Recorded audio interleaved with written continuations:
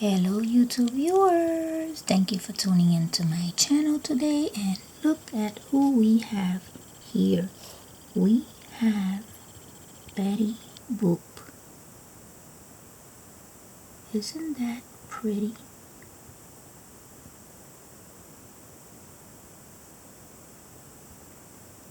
Well, if you are a fan of Betty Boop, stay tuned for more videos using these items that you see here.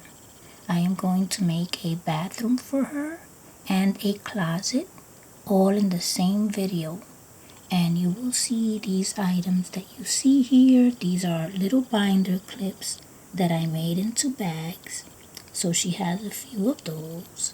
And there are other items plus the sink and the toilet. These are extra small and they are perfect for her size. So stay tuned for the bathroom / wardrobe for Betty Boop. Thanks for watching.